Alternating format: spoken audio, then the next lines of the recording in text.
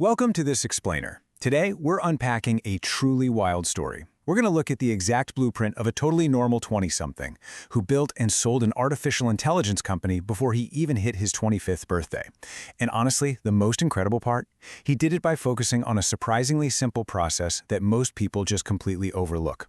It's a roadmap that completely demystifies the booming tech landscape right now, and it proves that you absolutely do not need to be a Silicon Valley insider to create something of massive value.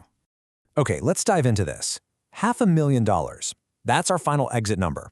That is the exact amount this founder sold his business for.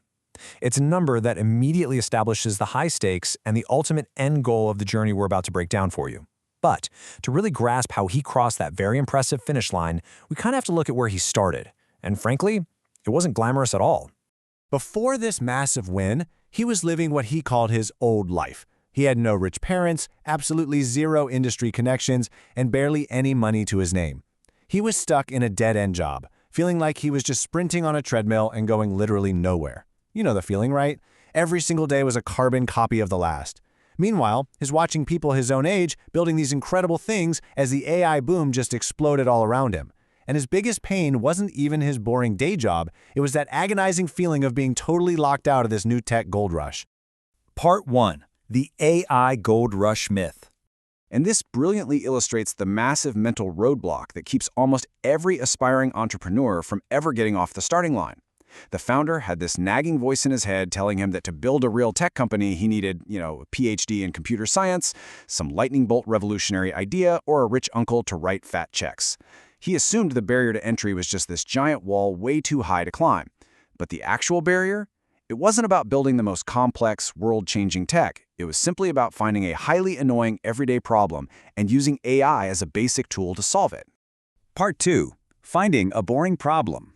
So how do you actually find that kind of problem? Well, his aha moment didn't come from some mountaintop meditation. It came from noticing a super repetitive pattern while doing some freelance e-commerce marketing on the side. Every single e-commerce founder he worked with was drowning in repetitive customer support emails. I mean, they were spending hours every single day answering soul-crushing questions like, where's my order? How do I return this? And do you ship to Canada?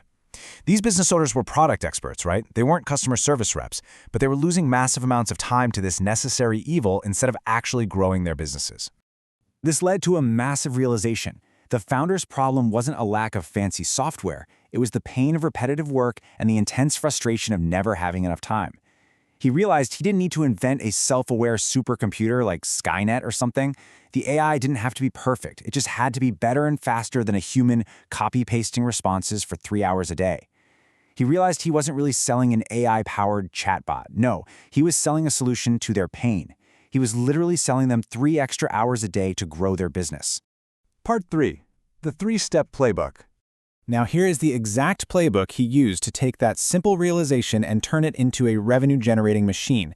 It basically boils down to 3 foundational steps. Step 1. Prove the problem is real before writing a single line of code. Step 2. Build the minimum viable product, or MVP. And Step 3. Get paying customers by proving undeniable value. Let's really break down exactly how he executed each of these. Step 1 started with the number 50. The founder made a list of 50 e-commerce stores he found on Instagram and sent a really simple email to each owner. He didn't pitch a product at all. He just asked what their most time-consuming weekly tasks were. Over half of them replied, and almost all of them pointed straight to customer support. That led to 15-minute calls with 10 of these founders. He just sat back and listened to their pain points. And by doing so, they essentially designed the product for him without even realizing it. That takes us right to step 2, building the MVP. Now, an MVP isn't some beautiful feature-packed platform. It's a tool that solves 80% of a problem with just 20% of the effort. He wasn't in a lab inventing a brand new language model. He was more like a smart architect using pre-made bricks. He literally pieced together existing pre-made AI APIs and used no-code tools to whip up a very simple, kind of clunky dashboard. The AI could read incoming emails, figure out the question, and draft a response based on uploaded store policies. It wasn't pretty, for sure, but it worked. For step 3, actually getting paying customers, he went right back to those initial 10 people he'd interviewed. He asked if he could set up his small tool for them for free just for 2 weeks.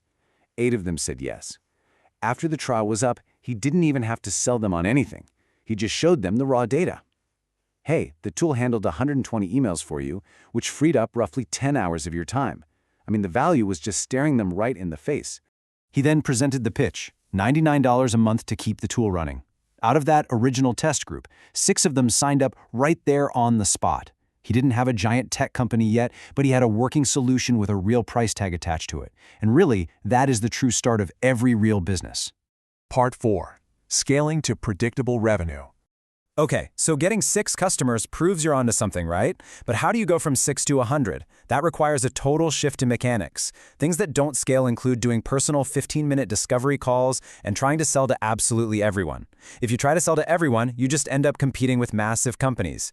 Instead, he transitioned to things that do scale. He focused intensely on niching down, targeting only e-commerce stores on one specific platform with a certain revenue size.